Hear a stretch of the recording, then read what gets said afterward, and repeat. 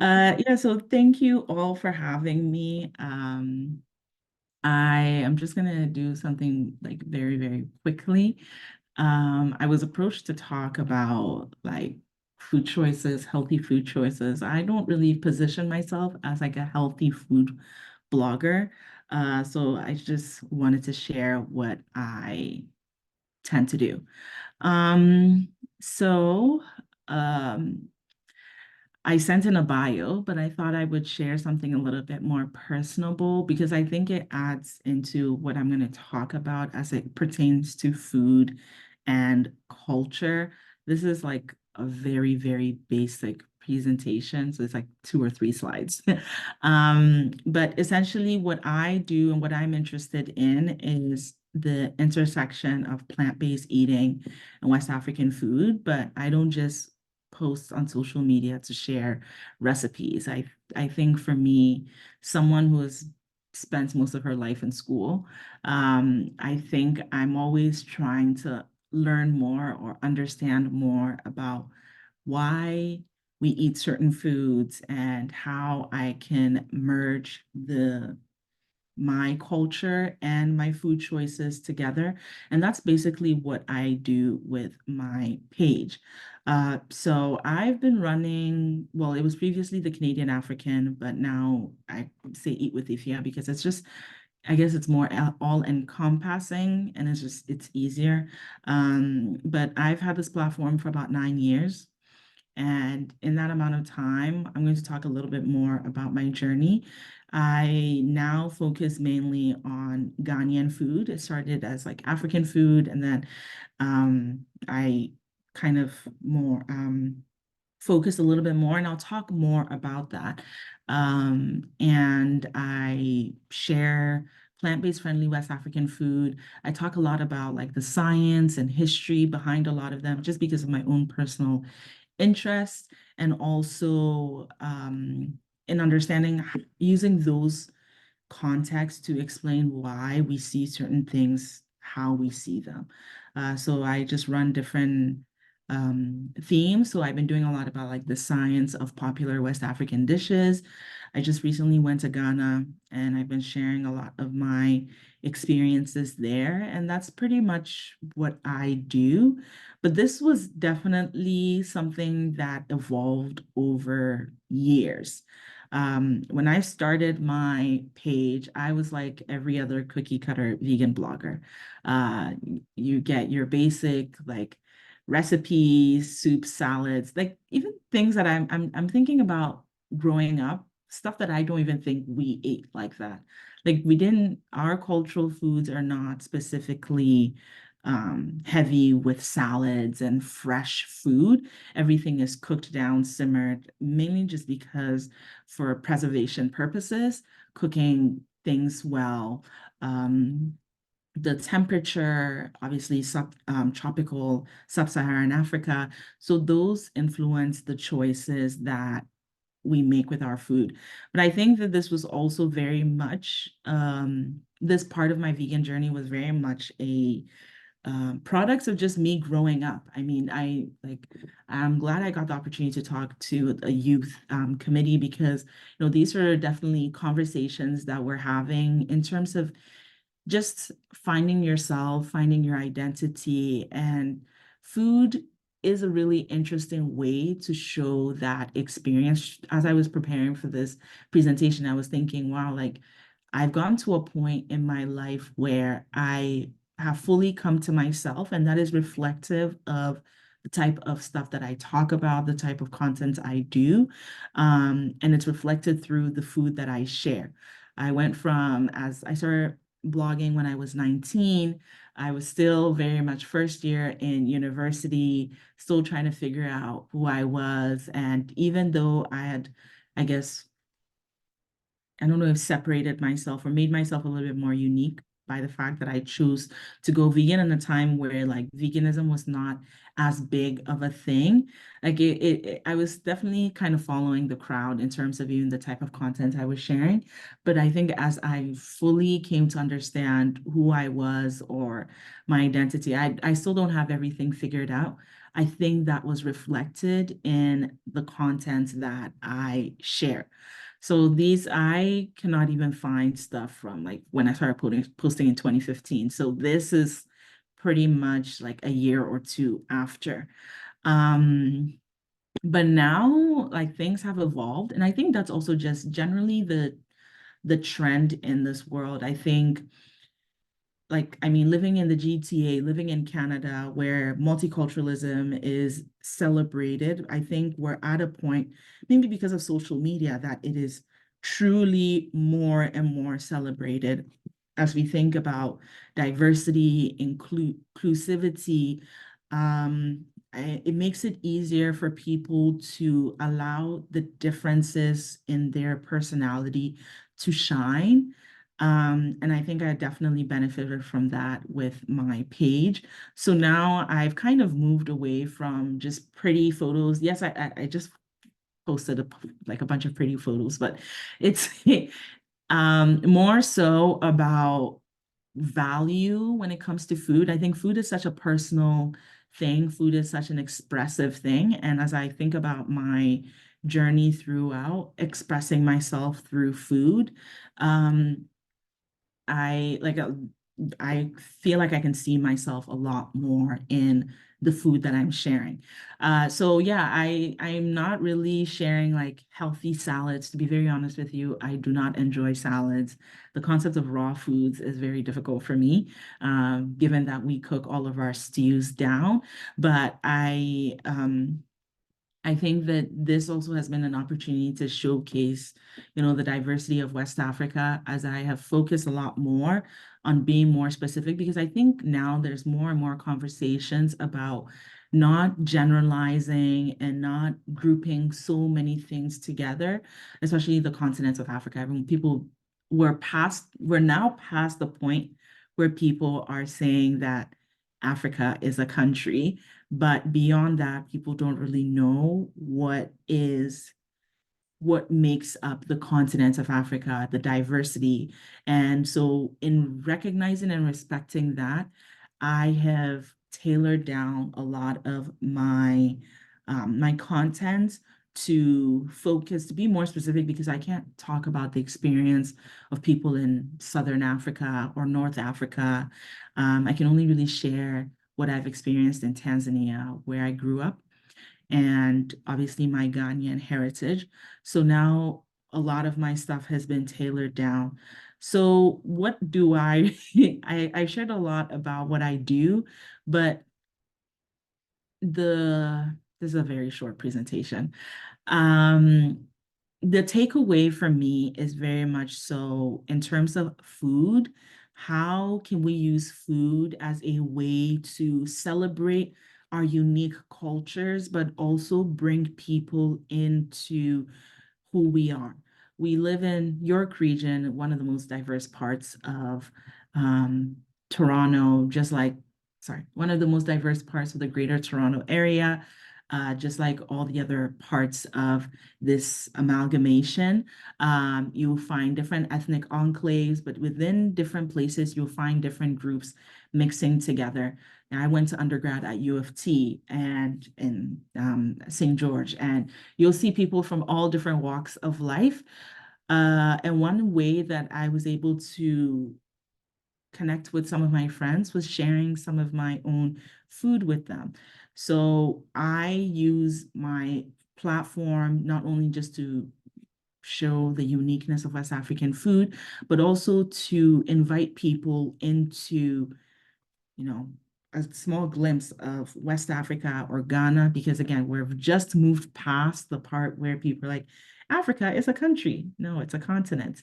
And so what does that mean? I think food is such a good way to share those unique stories. So I've shared a bit of, these are just a few of the types of things that I like to talk about. As I am currently on a journey to writing a cookbook, I'm thinking a lot more about how am I going to present Ghanaian food to a North American audience that both celebrates our diverse ingredients, but also makes it accessible for the average person in North America who has never had any food from the African continent. So that's why I do a lot more of the science stuff. I do a lot more of the cultural and the history stuff because it contextualizes a lot of the food that I share. So yeah, that's pretty much what I have prepared for today. It's a very short presentation. So it's like, when you're in school and your teacher has like cuts, like has a shorter lesson. Hopefully everyone can go home earlier. Um, but yeah, no, that's all that I have to share. Um, I'll open it up for questions. I hope the brevity is okay. Yeah, of course. Thank you so much. This is like on like short but very powerful, very mighty. A very amazing presentation. Thank you so much. I'm Thank actually really surprised that like you're working on a cookbook and you're studying epidemiology. Like I don't know how you do it. I'm very envious of how you I do it all. I don't do it. I don't. I would not recommend to anyone. For this reason, I am not really on social media, because I cannot maintain that level of productivity with school and with um like the cookbook part. Yeah. And how's that process like of doing your cookbook? How's that process been like otherwise in terms of like aside from time? Yeah, so basically, I did not know. It's very easy to walk into Indigo or your local bookstore and pick up a cookbook and see all the beautiful colors and pictures and recipes. And then I'm on the side actually having to do it. So one thing that I did not really talk about much in this presentation, is really just the social part of sharing food online. There, when I had a small account, like 500 people, 1,000 people, it still very much feels like I am a consumer rather than a producer of information on the internet. But now that I'm on the other side, it's uh, very, very intense. The cookbook process is definitely challenging. My trip to Ghana was very much needed for this process because the level of not detail, but I do want to leave people with the sense that when they're opening my book, that what they're seeing is basically what you might get in a Ghanaian household. There are very few cookbooks that focus on the African continent in general by authors from like different parts of African continent, let alone specifically on Ghana. I think only one cookbook that is publicly available. A few are coming out in the next few years that I am aware of. So the whole process was quite challenging in a sense that not only just selling the idea that, it's important to write a plant-based book, but a plant-based Ghanaian book that does not force me to broaden my scope beyond Ghana. Something that's quite difficult is and I touch a bit about this in the presentation about how everyone lumps Africa together as one big giant lump. You can definitely see that within publishing and things like that, where, it is a bit going against the grain to be so focused on a specific topic. So yeah, that has been things that I've been navigating. I'm right now at a process of testing my recipes. Like right before this call, I was testing a recipe and putting together like the finishing touches of my presentation. And managing that has definitely been difficult. I'm definitely behind schedule, but we are moving day by day. Exactly. And that's all you could do. Exactly. That's all I can do. Yeah. Exactly. And actually, about your trip to Ghana, how in was it specifically to kind of engage more with Ghanaian food, or what was the purpose of your trip? Yeah, so I planned my trip actually before I started working on a cookbook proposal. I think for me it has always, as my page has fully transitioned into, focusing on West African food, to be very honest with you, like I explained to people that my page is a Ghana/West African page that just happens to be vegan. Like the vegan part is not the most essential aspect of my page because the goal is to bring people into just experiencing Ghanaian food culture. And so my trip was really just to go and learn more. My family, my parents are from one tribe in Ghana, and we have like 50 plus different tribes and ethnic groups in a very small country. Country about the size of what, New Brunswick, or not even New Brunswick, probably PEI. It's not a big country, but there's a lot of different people, and the goal was just to really sink my feet into the diversity of our food. So I made sure to travel to as many places as I could potentially, and my bank account could allow me to do. And the great thing about the internet, although it has many cons, is that it has connected me to a lot of different food creatives, people who are very much passionate about the same things that I'm passionate about. So my trip to Ghana was basically cobbling together the different people that I know and putting together an itinerary that will allow me to learn about Ghanaian food, but also to see how I can collaborate and support other people on the continent so more people can see what they're doing. So yeah, that was pretty much like the goal of my trip. Amazing. And I'm curious, do you have like from that trip like a favorite food memory or like a memory related to food that like really stuck out?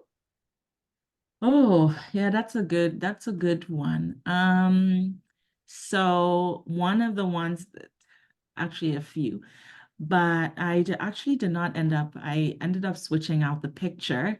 Um, but I had one experience where we got to, where were we? So we have like 13 regions in Ghana. And there's one which is like mainly rainforest. That's actually where my parents are from. And we got there and we had an itinerary. I was going to learn about, traditional cloth weaving. We had a traditional meal prepared. And then what the tourist center guides was like, oh, we have someone who does palm wine if you want to go into the forest with them. So we had to switch out our shoes. And then I was wearing jeans because of mosquitoes. I like to, at least wearing long pants is beneficial. We had to roll those up and walk into the forest. I have a very, very intense fear of snakes. But what was being promised to us was much more enticing. So we followed this guy into the forest. Like we hiked in there for about 20 minutes to like an open space. We went through jungle, stream, and into an open space. He had cut down a palm tree and he was tapping it for palm wine. So palm wine is basically like, if you're familiar with maple syrup, where they tap the maple plants and the syrup comes out, palm wine is practically the same thing. It's an oil palm, and oil palms are indigenous to West Africa. So this is traditions that have been going on for generations, centuries, where after the raining season, they will have to cut down the palm tree, but it basically just it's part of the life cycle, and they tap the sap, and in comes out this like white, it's almost like coconut milk, but coconut juice. And it was probably like the best food experience for me, because it was one, not planned. We just followed some random guy into a forest. We did not know if we would come back alive.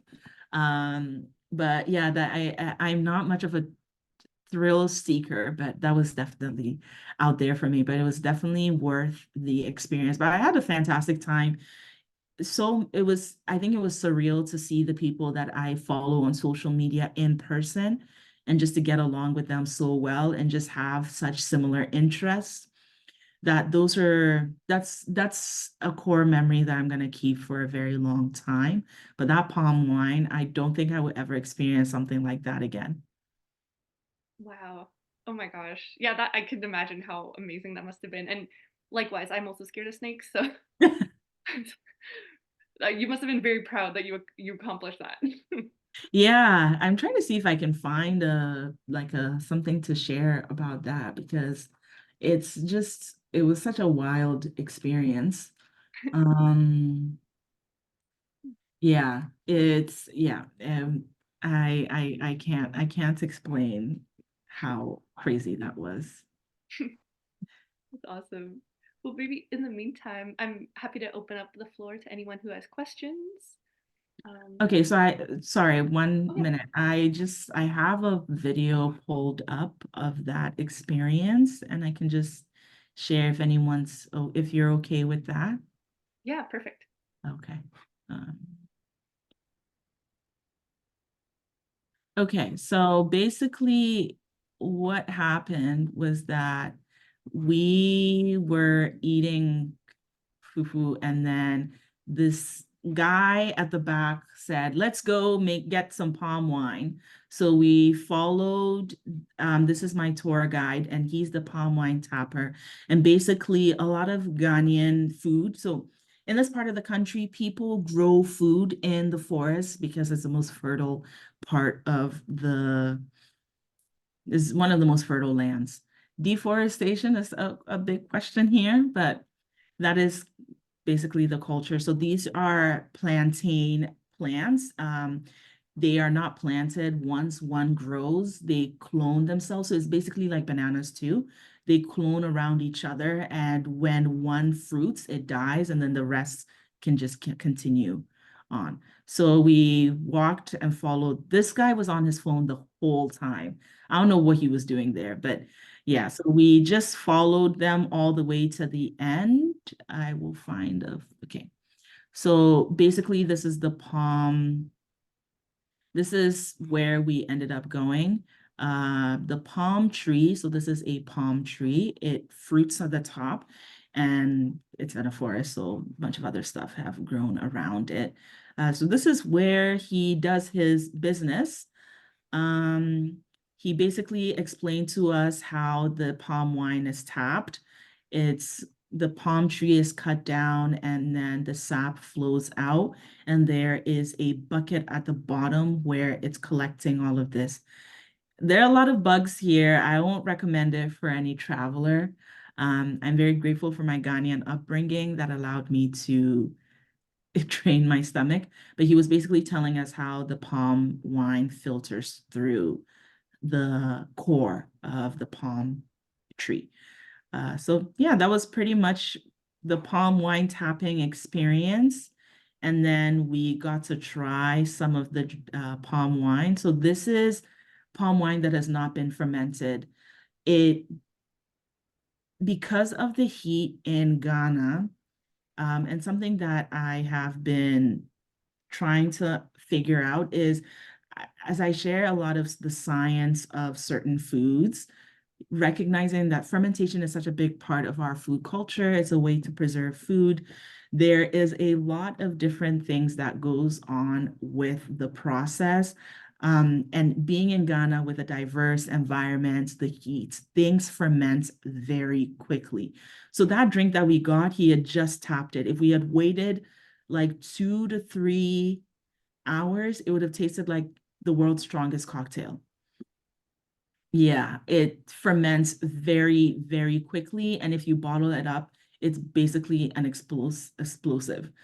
So that was a very unique it was a very, very unique experience. I ended up actually trying palm wine at many different regions, but that one is like I will never forget it. So thank you for allowing me to show you my little videos. I keep it for memories and hopefully has enlightened you all on something unique.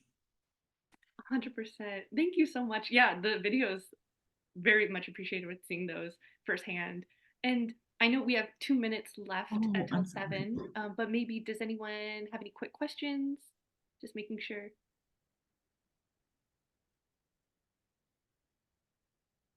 I'll ask a question if no one else is going. But Mm. your presentation was like really awesome. It's really cool to see all the different things you're doing. I was just wondering because you mentioned that you're doing your PhD in epidemiology. I just finished my master's in public health and I'm working as an epidemiologist in infectious diseases right now.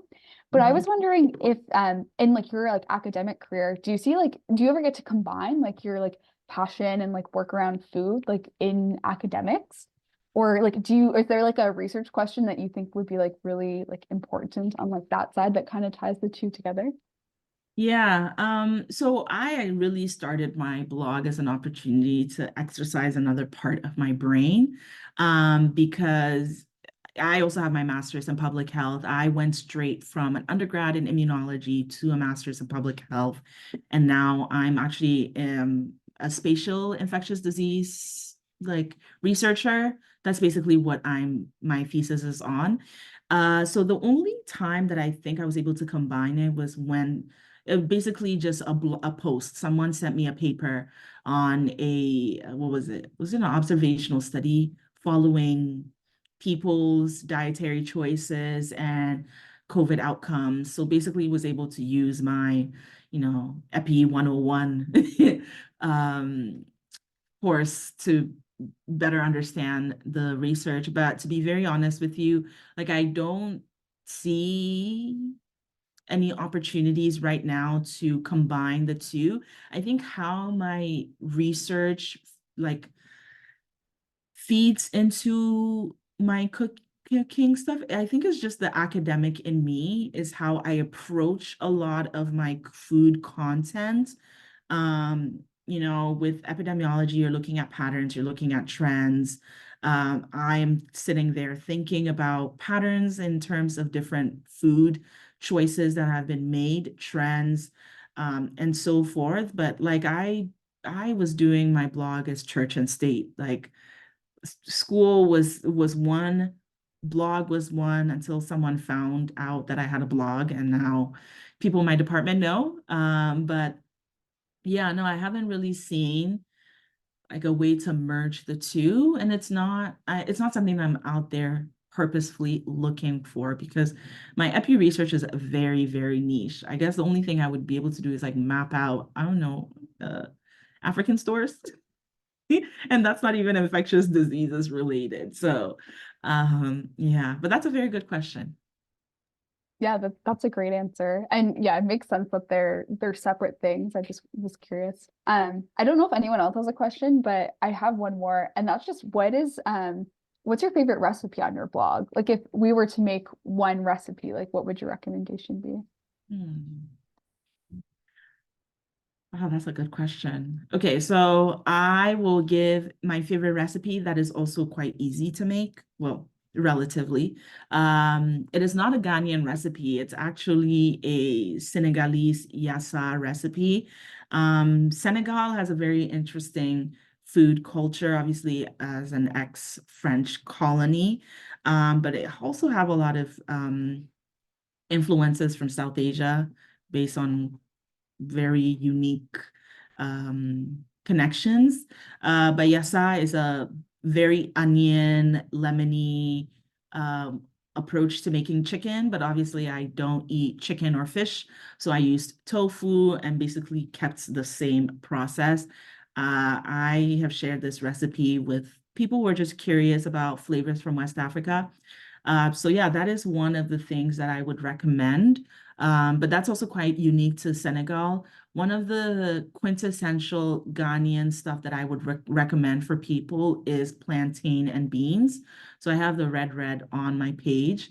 And if you go to my blog, the top three recipes at the top are what I generally would recommend for people. So I think it's the yassa, there's okra, and then there is peanuts.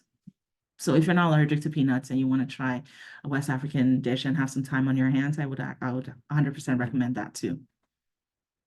Yeah, those sound delicious. Thank you so much for the recommendations. No problem, no problem. Awesome, great questions.